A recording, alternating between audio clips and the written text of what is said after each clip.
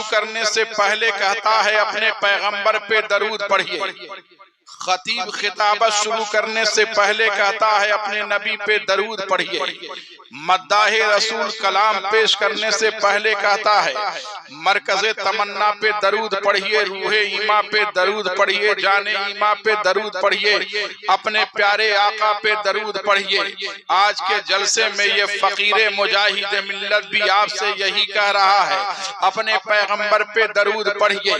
हर आने वाला शायर, हर आने वाला नकीब, हर आने वाला खतीब अपनी बात पेश करने से पहले, अपना कलाम पेश करने से पहले, अपनी तकरीर करने से पहले आपसे बार बार ये क्यों कहता है अपने पैगंबर पे दरूद पढ़िए, अपने नबी पे दरूद पढ़िए। अगर अब तक आपने समझा नहीं है, ताजुल अंबिया कॉन्फ्रेंस में शिरकत की सआदत हासिल कर रहे हैं, यहाँ से समझते चलिए हमारे नबी पाक का रोज़ा पाक मदीना शरीफ में है। वो शहरे मदीना जिसके देखने की तमन्ना हर मुसलमान के दिल में होती है। जो मुसलमान पंज वक्ता नमाज पढ़ता है उसकी भी दिल की यही सदा होती है। जो सिर्फ जुमा पढ़ने जाता है उसकी भी दिल की यही पुकार होती है। जो ईद व बकरीद की नमाज पढ़ता है उसकी भी दिली तमन्ना यही होती है, दिखा दे या इलाही वो मदीना कैसी बस्ती है जहाँ पे रात दिन मौला तेरी रहमत बरसती है। शहरे मदीना देखने की तमन्ना हर मुसलमान के दिल में है। मेरे नबी का रोजा मदीना शरीफ में है। रोजा मुस्तफा पर अल्लाह ने एक फरिश्ते की ये ड्यूटी लगा रखी है। कोई खुश अकीदा दुनिया का सुन्नी मुसलमान दुनिया के किसी खित्ते से दरूद पढ़ता है, फरिश्ता मदीने में रहकर उस दरूद को सुनता है। भारत का मुसलमान दरूद पढ़ता है, फरिश्ता मदीने में रहकर सुनता है। पाकिस्तान का मुसलमान दरूद पढ़ता है, फरिश्ता मदीने में रहकर सुनता है। अफगानिस्तान का मुसलमान दरूद पढ़ता है, फरिश्ता रोज़े रसूल पे रहकर सुनता है। पूरी दुनिया के जिस खित्ते से भी दरूद पढ़ा जाता है फरिश्ता मदीने में रहकर सुनता है और सुनने के बाद कहता है या रसूल अल्लाह, फला के बेटे फला ने आपकी बारगाह में दरूदो सलाम का नजराना पेश किया है। ऐ कांटा बनी के खुश अकीदा सुन्नी मुसलमानों, आप अपने गाँव में ताजुल अंबिया कॉन्फ्रेंस में बैठकर नबी पे दरूद पढ़ रहे हैं और इस दरूद की बरकत से आपका नाम प्यारे नबी की बारगाह में लिया जा रहा है। आपके अब्बा का नाम प्यारे नबी की बारगाह में लिया जा रहा है। यहीं से हमारा अकीदा भी वाज़े हो गया। ये फरिश्ता कौन है?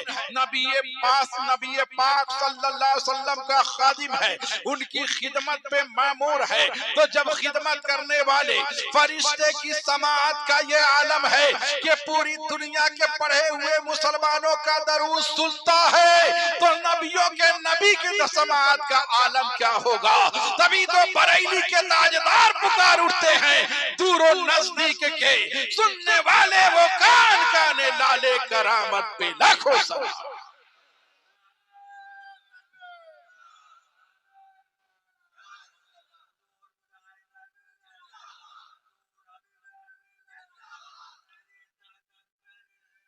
हबीबे मिल्लत, हबीबे मिल्लत। ये भी अकीदा वाज़े हो गया, हमारे नबी हर उम्मती की पुकार को सुनते हैं। अब आप जरा गौर कीजिए, आप पढ़ रहे हैं अपने बंगाल में बैठकर दरूद, फरिश्ता मदीने में रहकर आपका नाम भी जान रहा है, आपके अब्बा का नाम भी जान रहा है, जबकि आप अपने मोहल्ले में रहने के बावजूद भी सबका ना नाम जान पाते हैं, ना बाप का नाम जान पाते हैं। मगर फरिश्ते के इल्म का आलम ये है, कोई खुश अकीदा दुनिया का किसी जगह से दरूद पढ़ता है, फरिश्ता बाप का भी नाम जानता है, पढ़ने वाले का नाम भी जानता है। तो जब नबी की बारगाह में खिदमत करने वाले फरिश्ते की समाअत का ये आलम है, तो प्यारे मुस्तफा के इल्म गैब का आलम क्या होगा? उनके इल्म का आलम क्या होगा?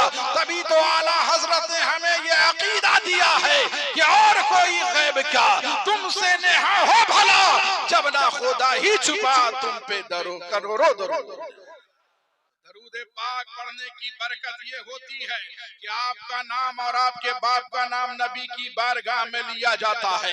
आइए इसी जज्बे के साथ अपने पैगंबर की बारगाह में झूम कर पढ़िए दरूद पाक। अल्लाहुम्मा सल्ले अला सय्यदना व मौलाना मुहम्मद मादनी जूद वल करम वालेही व बारिक व सल्लिम सल्लु अलैहि सलातन व सलामन अलैका या रसूल अल्लाह सल्लल्लाहु ताला अलैहि वसल्लम। आज कुछ बात मैं आपके सामने औलाद की तरबियत के हवाले से पेश करना चाहता हूँ। औलाद अल्लाह की बहुत बड़ी नेमत होती है। हम और आप मज़ारे मुजाहिदे मिल्लत पे जाते हैं, हम और आप ख्वाजा गरीब नवाज के आस्थाने पे जाते हैं, हम और आप जब भी किसी अल्लाह के वली की बारगाह में जाते हैं, बे औलाद होता है तो औलाद के लिए दुआ करता है। अल्लाह रब्बुल इज्जत हजरत इब्राहिम अलैहिस्सलाम के कौल को नकल फरमा रहा है, किसी के रब की बारगाह से औलाद सिर्फ मत मांगो बल्कि औलादे सालेह मांगो, नेक औलाद मांगा करो। इसलिए कि नेक जो औलाद होती है वो बाप के आंखों की ठंडक बनती है। नेक औलाद होती है मुस्तफा का वफादार होती है। नेक औलाद जो होती है वो नमाजों की पाबंद होती है। नेक औलाद जो होती है वो कुरान पढ़ने वाली होती है। नेक औलाद जो होती है वो सजदा करने वाली होती है। गोया के अल्लाह फरमा रहा है मुझसे सिर्फ औलाद मत मांगो बल्कि नेक औलाद मांगो। ये औलाद का होना इंसान की अपनी तलब और कोशिश से नहीं होती है बल्कि अल्लाह रब्बुल इज्जत ने कुरान में फरमाया यह बोले मन यशाओ इनासा, अल्लाह जिसे चाहता है सिर्फ लड़कियां देता है। अल्लाह जिसे चाहता है सिर्फ लड़के देता है। अल्लाह जिन्हें चाहता है लड़के और लड़कियां दोनों देता है। अल्लाह जिन्हें चाहता है बांझ बना देता है, कुछ भी नहीं देता है। इसलिए इस बात को ध्यान से सुनिए।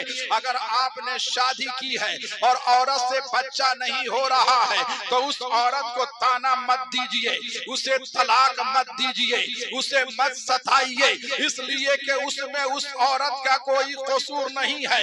अगर औलाद अपनी तलब से मिल जाती और लड़का और लड़की अपनी तलब से मिल जाते तो कोई घर बे औलाद ना होता। हर घर में लड़के भी होते, हर घर में लड़कियां भी होती। मगर आप मुआशरे का जायजा लीजिए, किसी घर में सिर्फ लड़के होते हैं, लड़कियों के लिए तमन्ना कर रहा है। किसी के घर में सिर्फ लड़कियां होती हैं, लड़के के लिए दुआ कर रहा है। किसी के घर में कुछ भी नहीं होता, ना लड़का होता है ना लड़की होती है। तलब तो उसकी होती है, कोशिश तो उसकी होती है, मगर औलाद नहीं मिल पाती है। पता क्या चला, औलाद अपनी तलब से नहीं मिलती, औलाद अपनी कोशिश से नहीं होती, औलाद फजले इलाही से मिला करती है।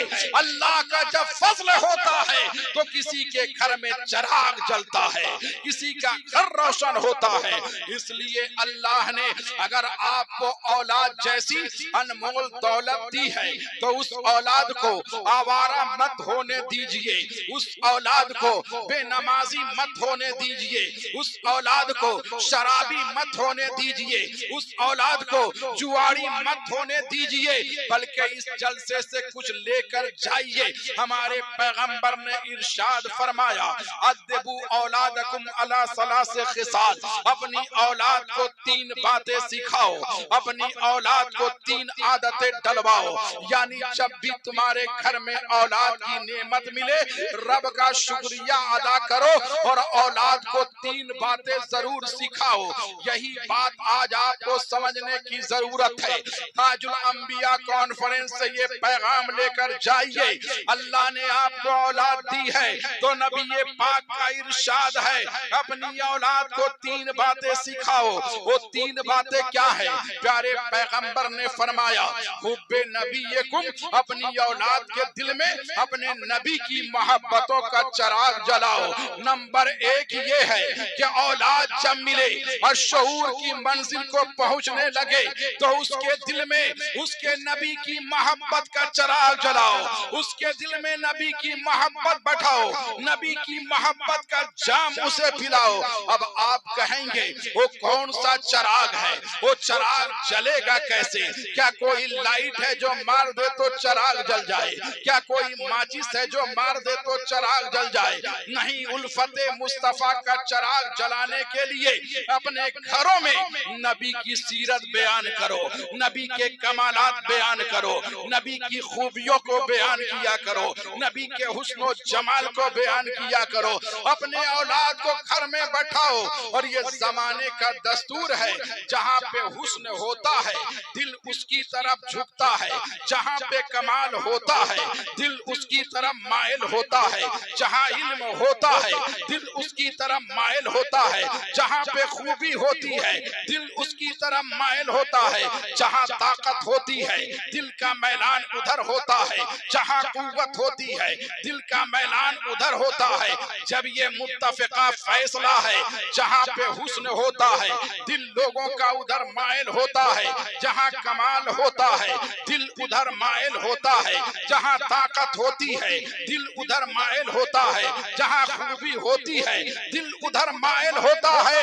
तो अपने बच्चों और बच्चियों को बैठाकर सुनाओ, ऐ मेरे बेटो, जहाँ हुस्न होता है दिल उधर माइल होता है। तेरे नबी से ज्यादा दुनिया में कोई हसीन नहीं है, तेरे नबी से ज्यादा दुनिया में कोई जमील नहीं है, तेरे नबी से ज्यादा दुनिया में कोई खूबसूरत नहीं है। और ये सिर्फ मैं नहीं कहता, ये सिर्फ आप नहीं कहते हैं, यही हजरत हसन भी कहते हैं, या रसूल अल्लाह, आपसे ज्यादा मेरी आंखों ने खूबसूरत किसी को नहीं देखा।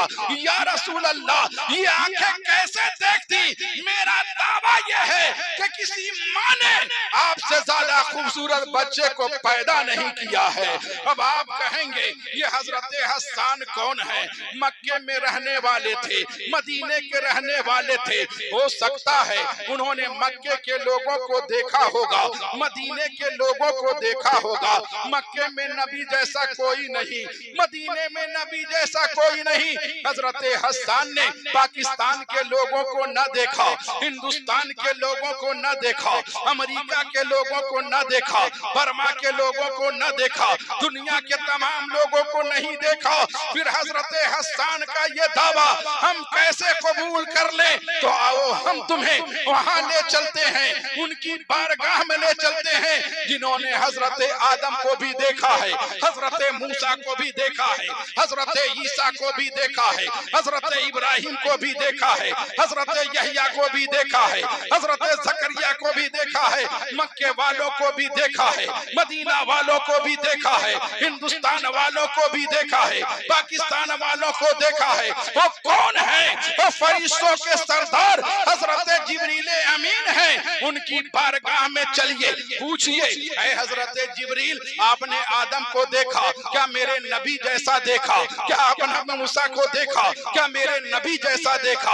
आपने इब्राहिम को देखा क्या? मेरे नबी जैसा देखा? इस्माइल को देखा क्या? मेरे नबी जैसा देखा? हजरत आदम का जब हजरत जिब्रील पुकार उठते हैं, कल्लबतुल अर्दा मशारिकहा व मगारिबहा फलम अरा मिस्ला मोहम्मद, मैंने कायनात को छान कर देख लिया मगर मुस्तफा जैसा किसी को नहीं देखा, नबी जैसा किसी को नहीं देखा।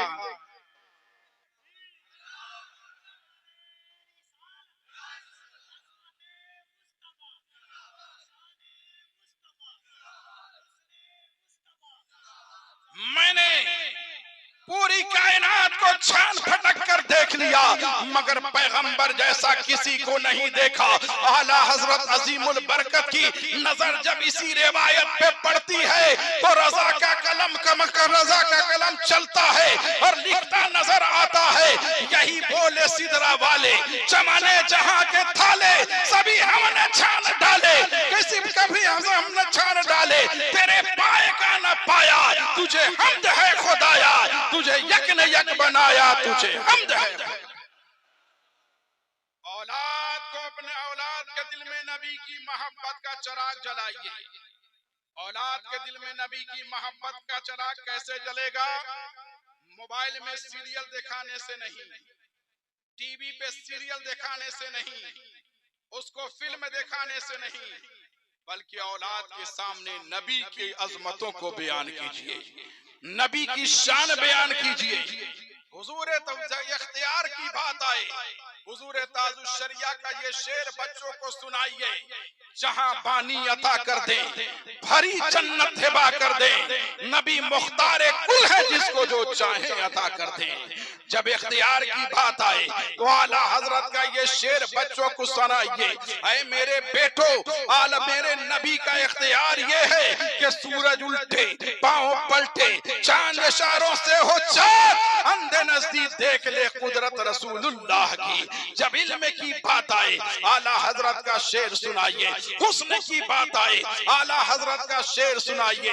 तो जब नबी की अजमतों का अजमतें बयान करेंगे औलाद के सामने, तो उसके दिल में नबी की मोहब्बत पैदा होगी। जब औलाद के सामने नबी के इख्तियारात और तसर्रुफात बयान करेंगे, तो उसके दिल में नबी की मोहब्बत पैदा होगी। इसलिए औलाद अगर अल्लाह ने आपको दी है, तो आपकी जिम्मेदारी बनती है कि उसके दिल में नबी की मोहब्बतों का चिराग जलाइए। नंबर एक जो नबी ने फरमाया, अपने दिल में, अपनी औलाद के दिल में नबी की मोहब्बत का चिराग जलाओ, यानी उसके सीने को इश्क़ रसूल का मदीना बना दो। नंबर दो नबी ने फरमाया, वह हुब्बे अहले बैत ही, अपने नबी अपने बच्चों के दिल में नबी के आल की मोहब्बतों का चिराग जलाओ, नबी के शहजादों की मोहब्बतों का चिराग जलाओ, अहले बैत की मोहब्बतों का चिराग जलाओ। आज जमाना बड़ा पुरफतन जमाना है।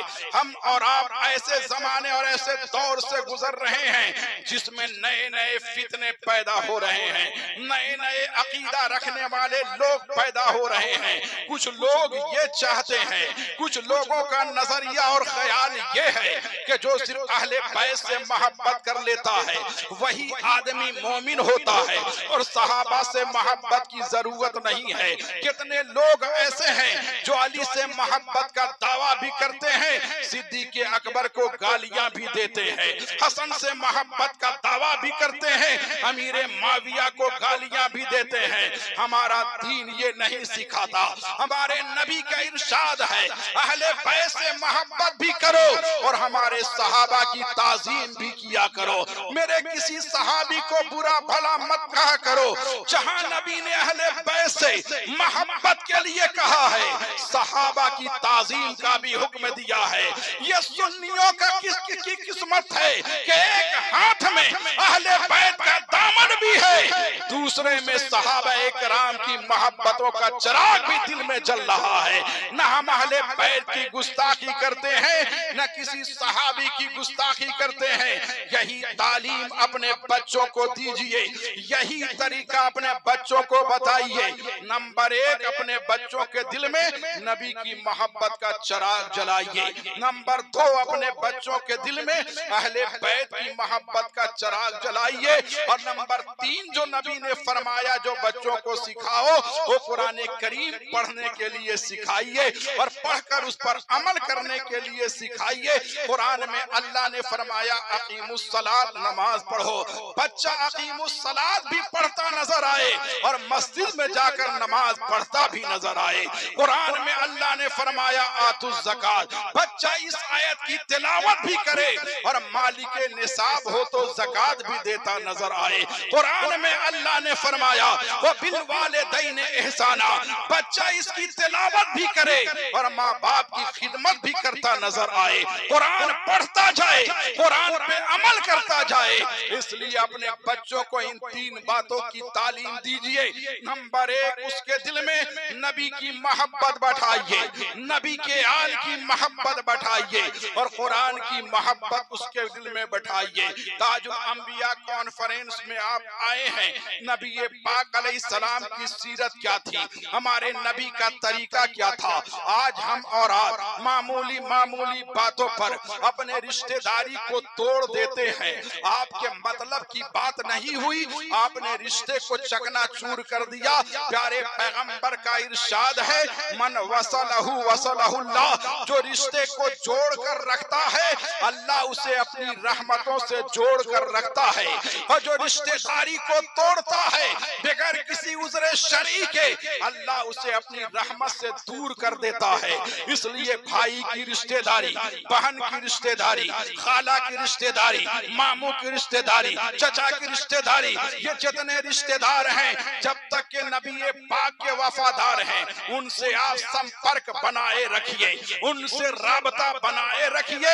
यही तालीम हमारे नबी ने दी है। और आपका चचा, आपका भाई, आपकी बहन, आपका कोई दोस्त अगर हदिया और तोहफा में कोई सामान पेश करे, मोहब्बत के साथ उसे कबूल कर लिया कीजिए, इसलिए कि तोहफा देने से मोहब्बत बढ़ती है। जो आदमी हदिया और तोहफा पेश करता है उस तोहफा में उसकी मोहब्बत छुपी होती है, उसका प्यार छुपा होता है। आइए ताजुल अंबिया कॉन्फ्रेंस में हम नबी पाक की एक सीरत के गोशे को आपके सामने रखें। हमारे और आपके प्यारे नबी लोगों के दिलों का कितना ख्याल किया करते थे। अल्लाह के रसूल सल्लल्लाहु ताला अलैहि वसल्लम की आदत तैयबा ये थी, प्यारे नबी की बारगाह में जब भी कोई आदमी कोई सामान लाता, प्यारे पैगंबर उससे पूछते, ऐ लाने वाला ये बता, ये सामान तू तोहफा में लाया है या सदका के तौर पे लाया है? लाने वाला अगर कहता, या रसूल अल्लाह मैंने सदका के तौर पे पेश किया है, पैगंबर उससे खुद इस्तेमाल नहीं करते, गरीब सहाबा में तकसीम कर दिया करते थे। और लाने वाला अगर कहता, या रसूल अल्लाह मैंने इसे तोहफा में पेश किया है, खाने का सामान होता, पैगंबर थोड़ा तनाउल फरमा लेते, बकिया सहाबा में तकसीम फरमा देते। यही मेरे आका सल्लल्लाहु अलैहि वसल्लम की आदत तैयबा थी। सहाबाए कराम का मजमा लगा हुआ है, प्यारे नबी बैठे हुए हैं, ऐसा लग रहा है सितारों के अंजुमन में बदरे कामिल मौजूद है, सरापा सूरज मौजूद है, बदरे कामिल मौजूद है। अल्लाह के रसूल के दरबार लगी हुई है, दरबारे मुस्तफा है, बारगाहे मुस्तफा सजी हुई है, सहाबाए कराम बैठे हैं। दूर दराज देहात के रहने वाला एक अराबी नबी की बारगाह में आता है। आने के बाद उन्होंने बड़ा सा अंगूर का खोशा नबी की बारगाह में पेश किया। जरा तवज्जो से बोलिए सुभान अल्लाह, और जरा मोहब्बत के साथ बोलिए सुभान अल्लाह। नबी पाक की बारगाह में अंगूर का खोशा पेश किया। प्यारे नबी ने उससे पूछा, ऐ लाने वाला ये बता, ये अंगूर तोहफा का है या सदका का है? लाने वाले ने कहा, या रसूल अल्लाह मैंने आपकी बारगाह में ये अंगूर तोहफा के तौर पे पेश किया है। अल्लाह के प्यारे रसूल ने मुस्कुराकर उसे कबूल किया, अपने दस्ते मुबारक को बढ़ाया, अंगूर का एक दाना तोड़ा, अपनी जबान पे रखा, दांत से दबाया। प्यारे मुस्तफा मुस्कुराते हुए उसे खा लेते हैं। अंगूर का दूसरा दाना रखा, उसे भी नबी खा लेते हैं। तीसरा दाना तोड़ा, उसे भी नबी खा लेते हैं। चौथा दाना तोड़ा, उसे भी नबी खा लेते हैं। सहाबा इंतजार कर रहे हैं, अब अंगूर के दाने हमारे तरफ बढ़ाए जाएंगे, हम भी अंगूर की लज्जत पाएंगे। सहाबा इंतजार कर रहे हैं, अब नबी हमारे तरफ बढ़ाएंगे, अब नबी हमारे तरफ बढ़ाएंगे। मगर प्यारे आका सल्लल्लाहु ताला अलैहि वसल्लम अंगूर के एक एक दाने को खाते जा रहे हैं, यहाँ तक के सारे दाने खत्म हो गए। लाने वाला मुस्कुराता हुआ चला गया। आज मेरा लाया हुआ तोहफा पैगंबर को इतना पसंद आया है, पैगंबर ने किसी सहाबी को नहीं दिया है, बल्कि तने तन्हा खुद तनाउल फरमाया है। लाने वाला मुस्कुरा के चला गया। जब वो चला गया, सहाबा ने नबी की बारगाह में अर्जी पेश की, या रसूल अल्लाह सल्लल्लाहु ताला अलैहि वसल्लम हमने आज आपका ऐसा अमल देखा है, इससे पहले हमने कभी नहीं देखा था। पैगंबर ने फरमाया, कहो क्या देखा? सहाबा ने कहा, या रसूल अल्लाह इससे पहले आपका मामूल ये था, अगर खाने का सामान कोई तोहफा में पेश करता, आप थोड़ा सा खा लेते, फिर हम गरीब सहाबा में तकसीम फरमा देते। आज तोहफा में अंगूर का पूरा खोशा आया था, हम लोग इंतजार करते रहे, मगर अंगूर के सारे दाने आपने तन्हा तनाउल फरमा लिया। ऐ मेरे आका सल्लल्लाहु अलैहि वसल्लम, इसकी हिकमत क्या है, इसकी वजह क्या है। प्यारे पैगंबर ने क्या फरमाया, गौर से सुनिएगा। अल्लाह के प्यारे रसूल ने फरमाया, हाँ मेरे सहाबा तुम ठीक कह रहे हो, इससे पहले मैंने हमेशा खाने का सामान तुम्हें खिलाया, आज मैंने तन्हा सारा अंगूर खा लिया। इसकी वजह ये थी, लाने वाला दूर से एक देहाती आराबी मेरे पास अंगूर का खोशा लाया था। अंगूर का दाना जब मैंने जबान पे रखा, दांत से दबाया तो मीठा नहीं था, खट्टा था। मैं चेहरा बिगड़ने न दिया, मुस्कुरा करके खा लिया। दूसरा दाना तोड़ा, वो भी खट्टा निकला, उसे भी मुस्कुरा कर खा लिया। तीसरा दाना तोड़ा, वो भी खट्टा निकला, उसे भी मुस्कुरा कर खा लिया। मैं इस इंतजार में था कि मीठे दाने आएंगे तो तुम सहाबा की तरफ बढ़ा देंगे, मगर जिस दाने को मैंने जबान पे रखा वो खट्टा ही निकला। अगर तेरे तरफ बढ़ा देता तो मुमकिन था खट्टापन महसूस करके तुम लोगों का चेहरा बिगड़ जाता, तो मेरे लाने वाले आराबी का दिल टूट जाता। तेरे प्यारे पैगंबर ने खट्टे अंगूर को खाना गवारा किया, मगर लाने वाले मुसलमान का दिल तोड़ना गवारा नहीं किया है। इसलिए कि तेरा पैगंबर दिलों को तोड़ने नहीं आया है, टूटे दिलों को जोड़ने के लिए आया है। ये प्यारे नबी ये पाक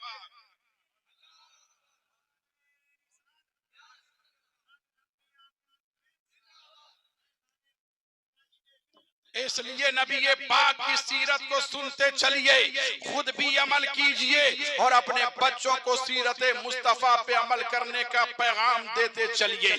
हमारे नबी ये पाक सल्लल्लाहु अलैहि वसल्लम ने नमाज का तोहफा आपको दिया है। आज हम और आप जलसे तो बहुत करा लेते हैं, मगर नमाजों से बहुत दूर रहते हैं। जलसा अगर आपने नहीं कराया, कयामत के दिन आपसे नहीं पूछा जाएगा तूने जलसा क्यों नहीं कराया। अगर आपने नमाज नहीं पढ़ी है, आपसे भी पूछा जाएगा, आपके बेटे से भी पूछा जाएगा। घर का जो फर्द नमाज छोड़ेगा उससे नमाज के बारे में पूछा जाएगा। इसलिए नमाज की मोहब्बत बच्चों के दिलों में पैदा कीजिए, नमाज की अहमियत बच्चों को दिलों में बैठाइए, ताकि आपका बच्चा जिस शौक के साथ जलसा गाह में आए, उससे ज्यादा शौक के साथ मस्जिद में भी जाता नजर आए।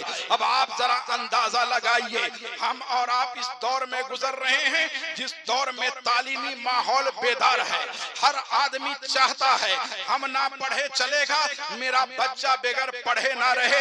हर आदमी अपने बच्चे को पढ़ाने की फिक्र कर रहा है। स्कूल में आप शौक से बच्चों को डालते हैं, किसी का स्कूल 6 बजे से होता है, किसी का 7 बजे से चलता है। अब 6 बजे से स्कूल जब हो जाता है, माँ 5 बजे उठ जाती है, बच्चे को उठा लेती है, तैयार कर लेती है, ब्रश करा देती है, कपड़ा पहना देती है, कुछ खिला पिलाकर उसे स्कूल के लिए रवाना कर देती है। पता क्या चला, अगर माँ चाह ले 6 बजे अपने बच्चे को तैयार करके स्कूल रवाना कर देती है, तो जो माँ अपने बच्चे को 6 बजे स्कूल भेज सकती है, अगर माँ चाह ले तो 5 बजे वजू करा के बच्चे को मस्जिद भी भेज सकती है, मस्जिद भी भेज सकती है। अब मस्जिद क्यों नहीं भेजती?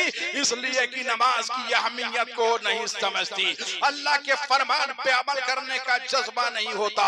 नमाज इस्लाम का एक अहम सुतून है, नमाज छोड़ने वाला सख्त गुनाहगार होता है। और नमाज जब बंदा अदा करता है, गुनाहों से कैसे पाक हो जाता है।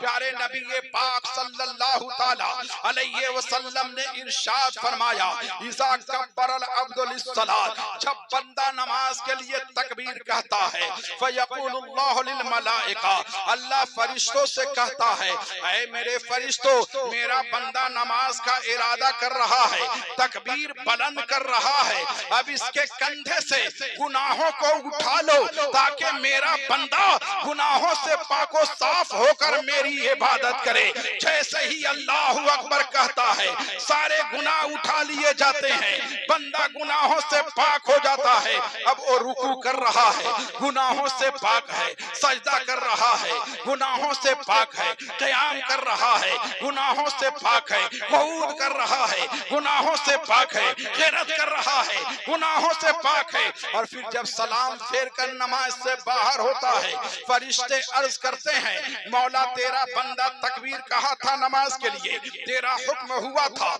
उसके गुनाहों को उठा लो, मैंने गुनाहों को उठा लिया, अब तेरा बंदा नमाज से फारिग हो गया है, क्या उसके गुनाहों को मैं उसके गर्द कंधे पे रख दो?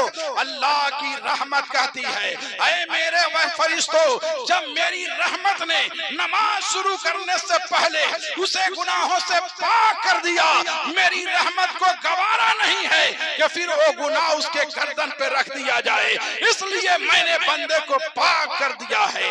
नमाज पढ़ने से गुनाह मिटता है, नमाज पढ़ने से दर्जात बुलंद होते हैं, नमाज पढ़ने से उम्र में बरकत होती है, नमाज पढ़ने से रोजी में बरकत होती है, नमाज पढ़ने से बेहयाई से बंदा बचता है, नमाज पढ़ने से बुराई से बंदा बचता है, नमाज पढ़ने से प्यारे मुस्तफा को खुश करता है, नमाज पढ़ने वाले की कब्र में रोशनी होती है। तो ये देखिए खतीब हिंदुस्तान हजरत अल्लामा फुरकान मंजरी साहब तशरीफ ला चुके हैं। इसलिए अपने बच्चों की तरबियत सही किया कीजिए। अल्लाह ने अपने फजल से आपको औलाद की नेमत से नवाजा है, तो उस नेमत को जाये मत कीजिए, उसके दिल में ईमान की अजमत बैठाइए, साहिब ईमान की अजमत बैठाइए, कुरान पे अमल करने का जज्बा पैदा कीजिए। ताजुल अंबिया कॉन्फ्रेंस से यही पैगाम आपको दिया जा रहा है।